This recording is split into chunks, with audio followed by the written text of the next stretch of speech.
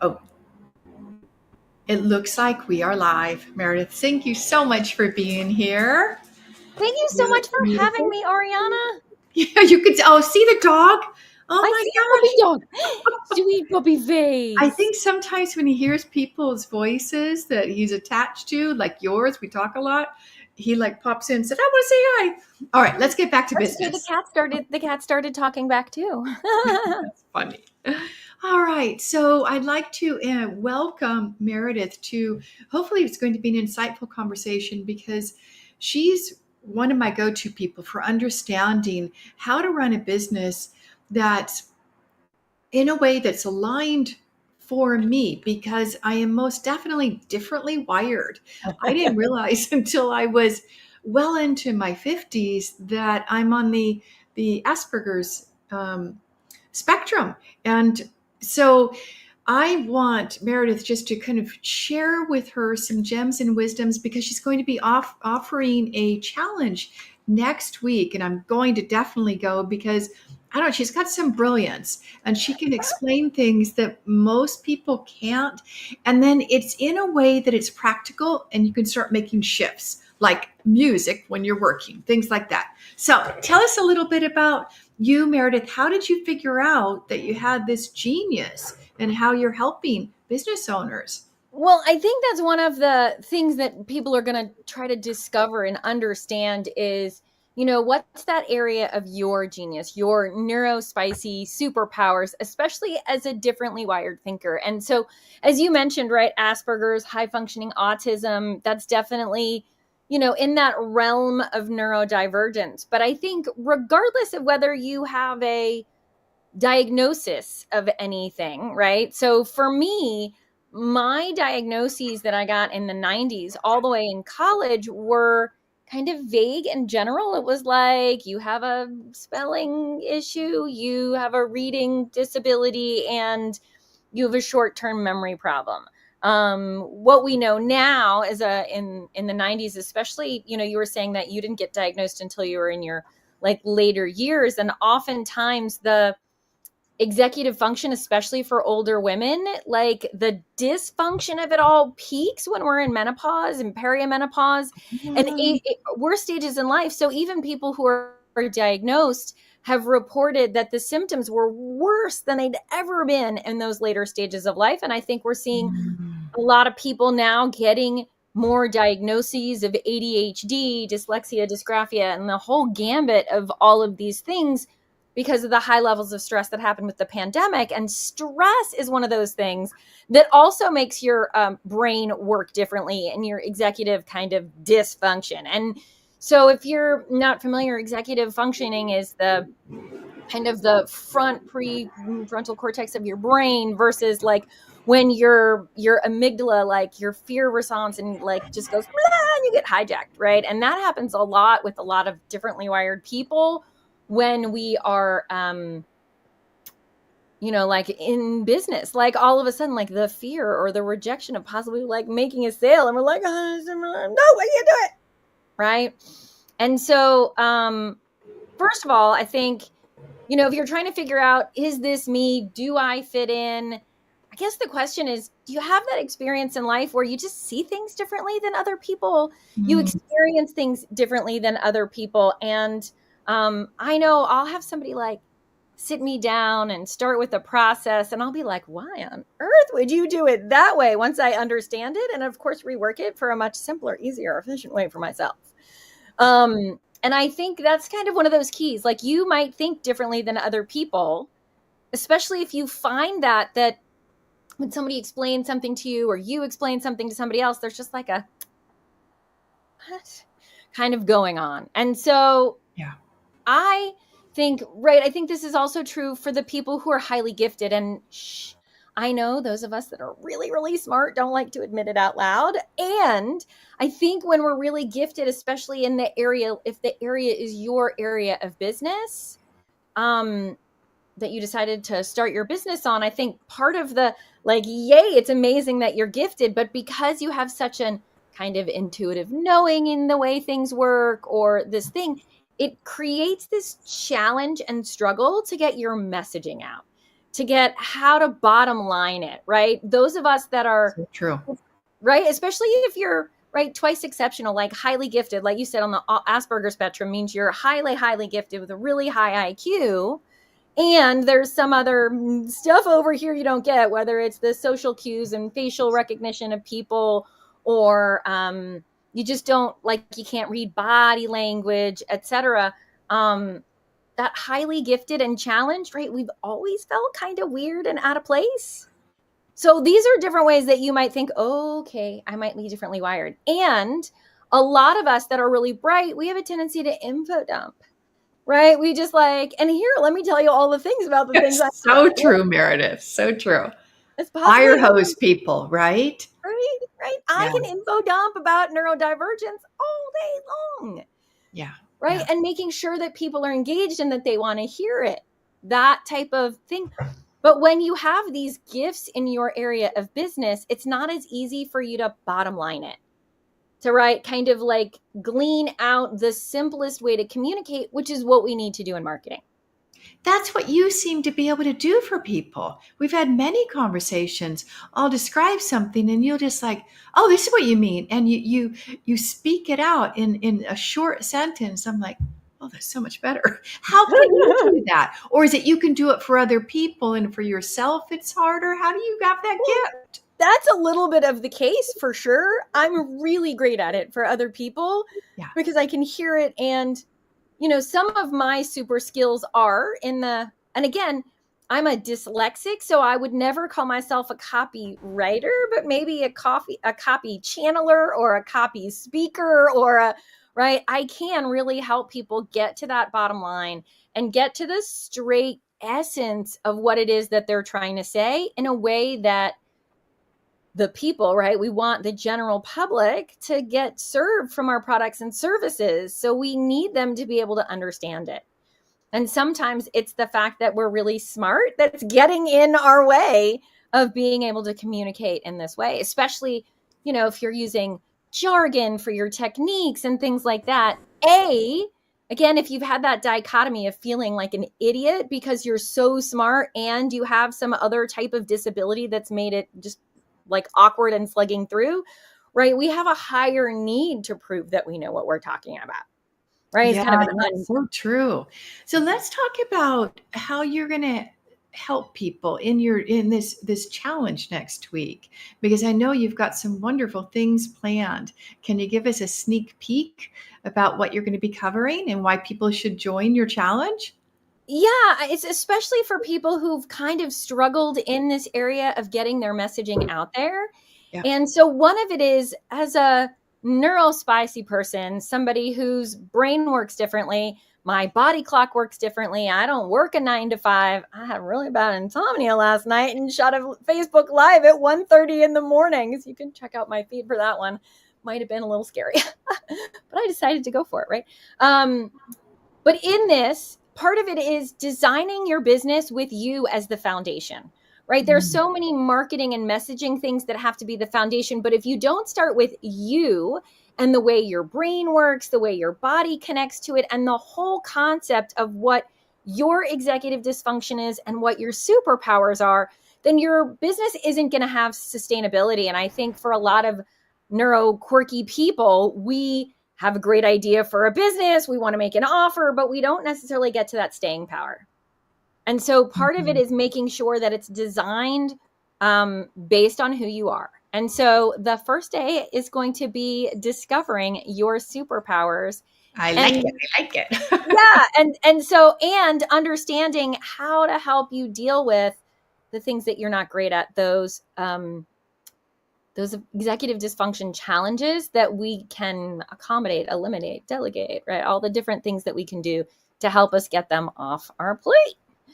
So that's one thing. And then we're going to pick one offer for 5 days, because I know a lot of you guys who are neurospicy have a bunch of brilliant different things and can serve a bunch of different niches and can create a ton of different products. And I want you to, because you can engage your brain. We need that variety, because boredom is the kiss of death for us. And so if that's you, So true. right, you want to be able to still understand how to nail the niche for for the product, right? The niche isn't like your whole community that you serve, and people often get that one confused. The niche is the marketing activity for that one little product, just the one thing. And so you're going to pick one for the whole week to focus on, and we're going to nail the niche for that product. We're going to craft a beautiful offer using my stand method to make sure you have all the elements that you need so that it sells. And again, that's where that bottom lining and messaging really comes in, to get resonance, to get alignment, to make sure that you're speaking in a way that works for you, and you're speaking in a way that is super clear and essential, so that people go, oh yeah, that's exactly what I want. Here, take my money. Right? And that's what we want them to do. In business, we want people to be like, it's exactly what I need. And so we go through that on day 3, crafting your offer. Day 4, we then create the different steps that you're going to take to walk them from, we don't want to dial up the pain and call it Pain Island. So maybe it's, problem, this island sucks and I'm struggling, to Pleasure Island. Right? Kind of like the front door, Meredith, the front door. What do you like? Yeah, like the cover. Or if it's a shop, right? It's what's in the window, right? And then they get to come in. Yeah. Exactly. It's the thing that says, ooh, I have this issue and I want this thing. Right? And so we walk them, and we kind of step and stand across the different path. We take people on that journey with us to get them to Pleasure Island. And so we're going to break down all those things that you need to have in each one of those steps to be able to get people to follow you from the, ooh, this could be interesting. Ooh, she's kind of whatever. And then move yourself on the way. So that's day 4 in setting up our sales system. And then day 5, and I think this is when Aryana is going to co-host, because it is the example of, right, my favorite way to market, right? There's plenty of stuff on social media, but I love that concept of a rising tide lifts all ships, and, we're better together and all of this stuff. So we are going to connect and collaborate to convert. And so that's really about a community and collaborative approach to sales, where you find people who are in what I like to call the niche next door, right? So we are peanut butter to chocolate, or peanut butter to jam, depending on where in the world you are and which one you like better. That go nicely together, but we're not direct competition. We're not, we serve a similar niche, but we have different super skills. And the things that you do and I do go really nicely together, right? You help people with mindset and those money blocks and all of the things that are kind of unconsciously stopping us. And my stuff is a lot of the strategy and the how to and the implementation side of getting your business making money, right? And so it's nice to find those, again, those collaborative partners. And so we're going to, inside the community, for everybody who's playing, we're all going to share what we're doing. And throughout the course of the challenge, everybody's going to share their offers, and you're going to say, hey, I'm looking for this peanut butter to go with my jam. Yay. And hopefully you'll find somebody else. And that way you can, with warm audiences, right? Because the one thing I love about collaboration is it's the transitive property of trust, right? People are like, ooh, I made it up myself, right? Copyright pending, right? Right. The idea is that they're like, well, I love Aryana, and Aryana says I should love Meredith, or I trust Aryana, and Aryana says I should trust Meredith. Therefore, I should trust, right? Therefore, I should trust Meredith, right? Because Aryana trusts. I'm not even sure if I said it right. Right. But you get the point, right? And so that power of trust really means that when you're coming to warmer audiences, right, it's easier to convert, right? It's a much easier way. And I think when you have that level of trust as well, it's also a good place to test things, to validate your offer, right? Once you get people saying, yes, you want to expand it, it's a good place to, do a Facebook Live, or come over here and do something in my community, a masterclass in somebody else's place, to make sure that your stuff is landing, to validate that your messaging is working and that the information is being clearly communicated so that it converts more, right? And that's where we start to scale our businesses, is using these warmer audiences of the people that we already know, who already know, like, and trust us, and are willing to, who have a value alignment, who are willing to trust you're going to trust me with your audience. And this is what we're doing right now, by sharing about the boot camp. And So, if anybody who follows me knows me, I don't share lightly. I have to know the people. I have to have experienced their work.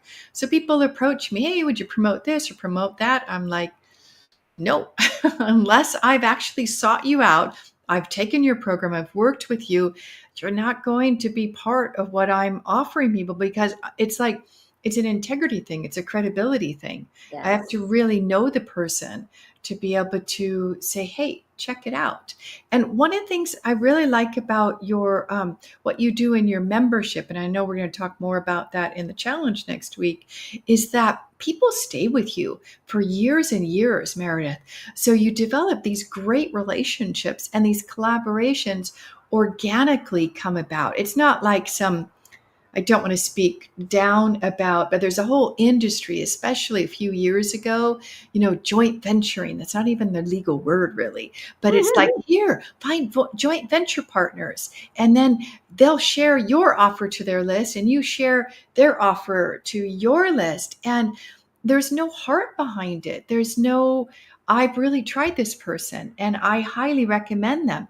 And I couldn't do it anymore. And I was burning my list out because I Mm, tried it, but it's not for me. I am like deeply, I have, a handful of people I love and trust in my life, and, business besties. And they're my besties for a reason, right? because, and that's who I will recommend. So I do suggest everyone, if you're in business for yourself and if you felt like the conventional planning system does not work, and Meredith's got a great planning system, it's right over on my desk.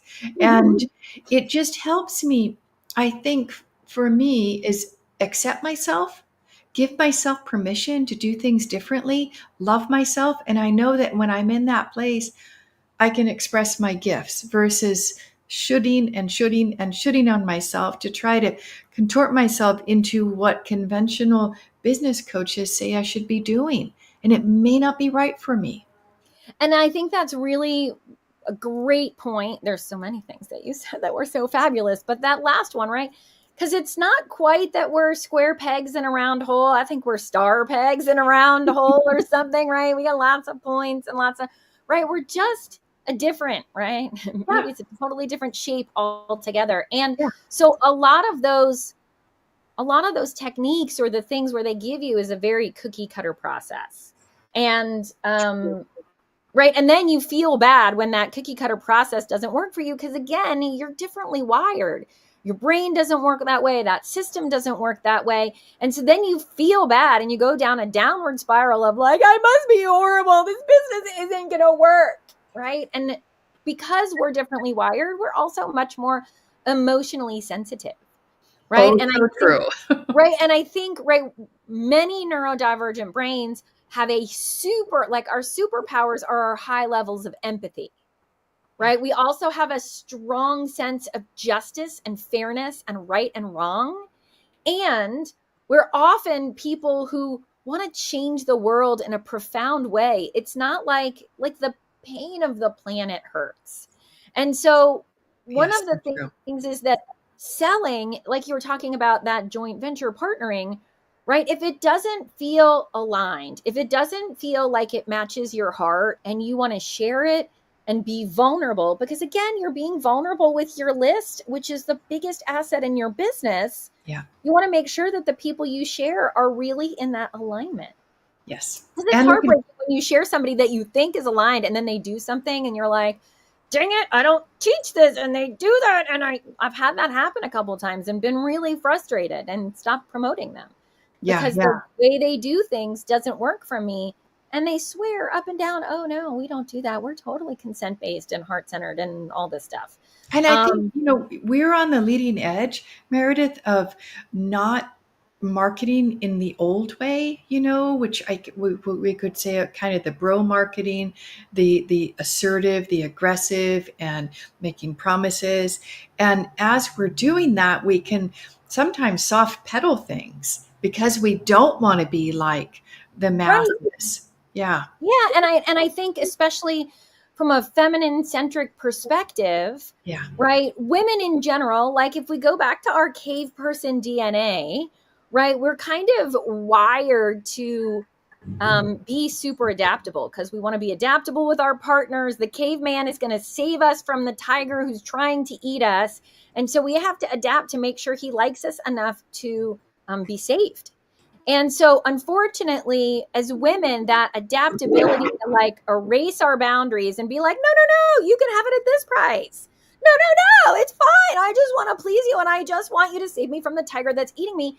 That affects how we sell, right? It's so So much in true. our DNA and our history of this like waffling. And so part of that internal conversation, and there's a reason my offer craft process is called stand, because we are often like floopy and adaptable and be like, yeah, no, did I say it was 1997? I meant it was 1597. Don't you want to buy it from me?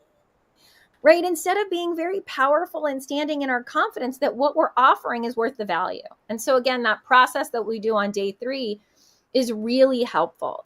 And it works with our hearts. It works with us growing our confidence and our boundaries in who we are, and the confidence in our offer that it's just amazing, so that we can sell it in a way without being right.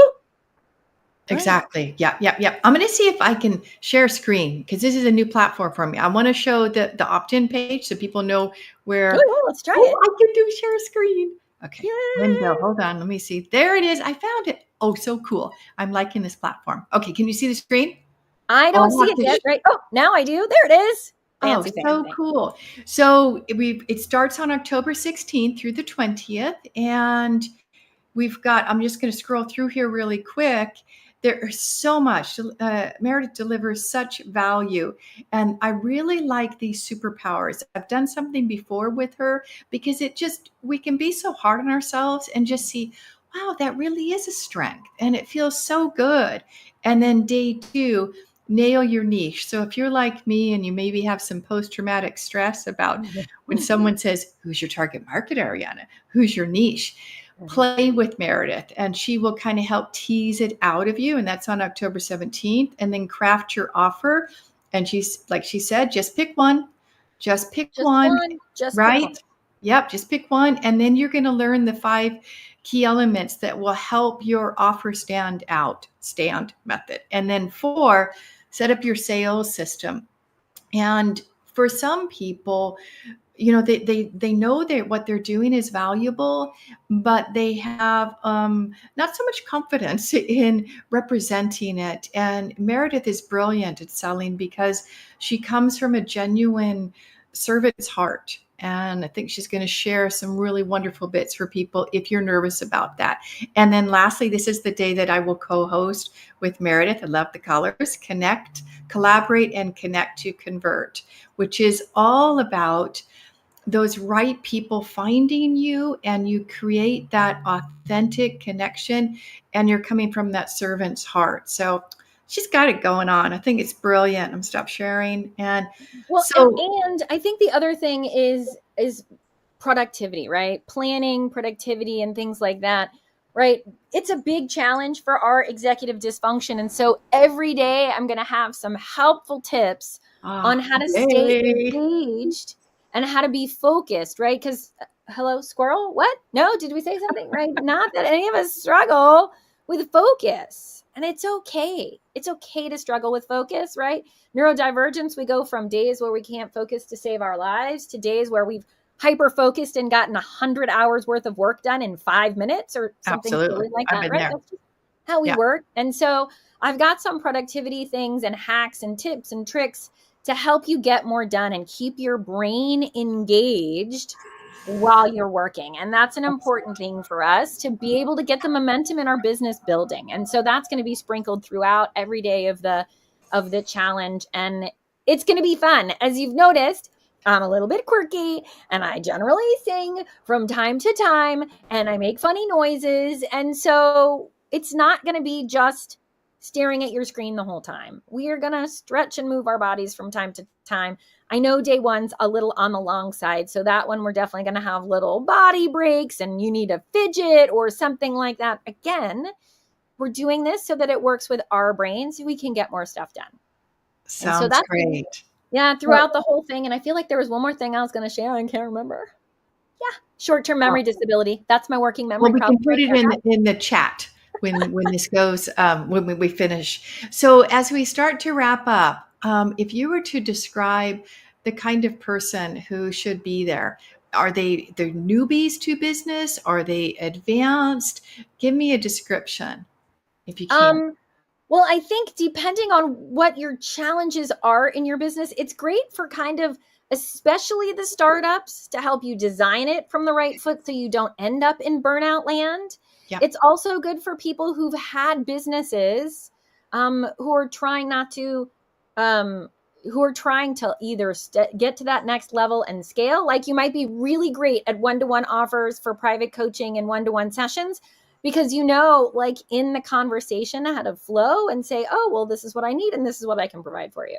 But when you're starting to scale and trying to do one-to-many conversations, this is also really good content because it's slightly different, right? No matter how you talk about your business, if you don't have an understanding of what those benefits are, or if you're ready to create a new product or service, this is a great opportunity, right? I wholeheartedly believe everybody should have multiple streams of income. I have at least 3 or 4 streams of income. And I find it super important. So if you're looking to create a new stream, this is a great, right, to try something out and get it ready. It's a great place to, workshop that. And it's all free. The boot camp is really for you to get an idea. And as Aryana said, I will info dump a little and overshare a lot and give you a ton of value, and make sure that it's really powerful week for you. Yeah, sounds fabulous. All right. So we will wrap up, and I can't wait to share this with you next week. Please join Meredith, and I will be there for sure on Friday. And hopefully, I'm going to be able to pop in all of the days. It's just and there's prizes. Oh, prizes. And you told me, Meredith, that next time you run this, you're going to charge. So this is the last time. There's a good chance I'm going to charge for it this next is free, time. guys. Join. It's free this round. So it's a good why to join now is because at the moment it's going to be free.